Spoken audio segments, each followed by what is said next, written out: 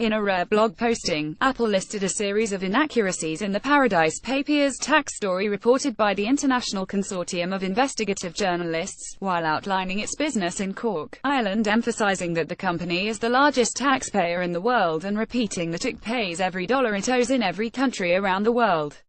Apple's 6,000 employees in Cork, Ireland include customer support, sales, finance, logistics and manufacturing. Nothing illegal, but raises fresh questions Apple is forced to defend. Earlier today, Apple Insider reported, based on an article by The Guardian citing the ICIJ's Paradise Papers investigation, that Apple has shifted a holding firm to Jersey in the UK Channel Islands to protect $252 billion from taxation.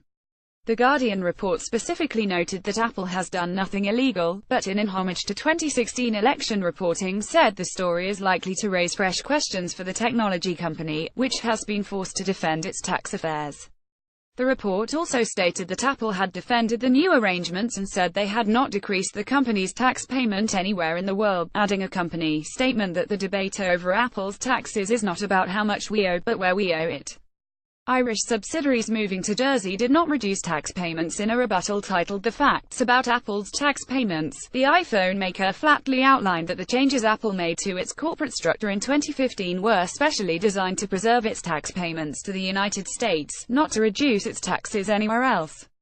No operations or investments were moved from Ireland. Steve Jobs' 1980 visit to Apple's new facility in Cork, Ireland. The company noted that its presence in Ireland dates back to 1980, when Steve Jobs looked for a base to expand outside the US. The facility in Cork, Ireland, started with 60 employees and now has over 6,000. Apple's innovation and investment supports a further 12,000 jobs across Ireland. And across Europe, Apple supports more than 1.5 million jobs. It then expanded upon the situation, explaining that when Ireland changed its tax laws in 2015, we complied by changing the residency of our Irish subsidiaries and we informed Ireland, the European Commission and the United States. Apple's statement added, since then, all of Apple's Irish operations have been conducted through Irish resident companies. Apple pays tax at Ireland's statutory 12.5%.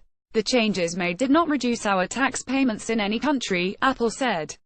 In fact, our payments to Ireland increased significantly, and over the last 3 years we've paid $1.5 billion in tax there, 7% of all corporate income tax is paid in that country.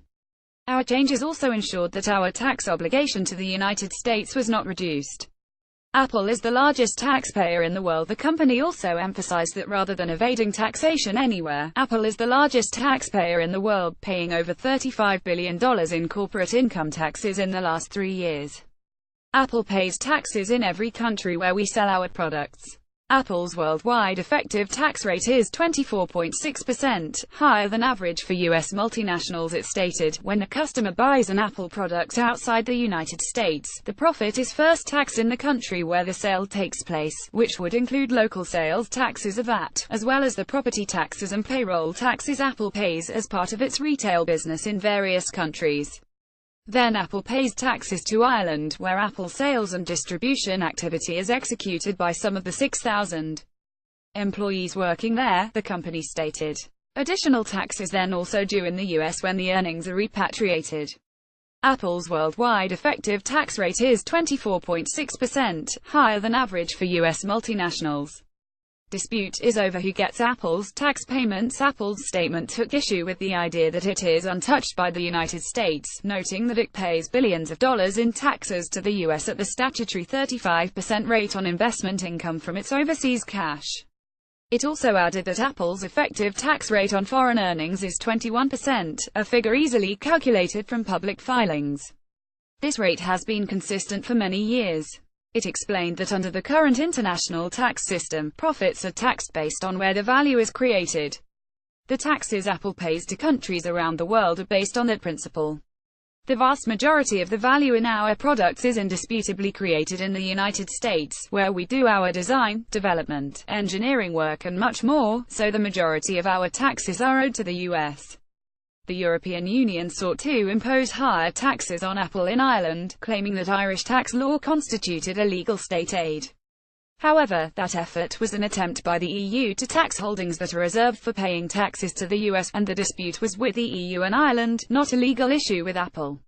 That effort triggered the Obama administration's Department for the Treasury to issue a statement of concern regarding the possibility that any repayments ordered by the EU Commission will be considered foreign income taxes that are creditable against U.S. taxes owed by the companies in the United States.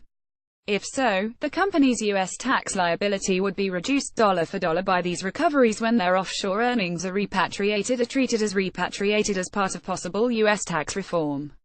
To the extent that such foreign taxes are imposed on income that should not have been attributable to the relevant member state, that outcome is deeply troubling, as it would effectively constitute a transfer of revenue to the EU from the U.S. government and its taxpayers. Tax reform should ensure certainty of law for taxpayers, Apple added. We understand that some would like to change the tax system so multinationals' taxes are spread differently across the countries where they operate, and we know that reasonable people can have different views about how this should work in the future. At Apple we follow the laws, and if the system changes we will comply. We strongly support efforts from the global community toward comprehensive international tax reform and a far simpler system, and we will continue to advocate for that. It concluded, Apple believes comprehensive international tax reform is essential, and for many years has been advocating for simplification of the tax code. Reform that allows a free flow of capital will accelerate economic growth and support job creation. A coordinated legislative effort internationally will remove the current tug-of-war between countries over tax payments and ensure certainty of law for taxpayers.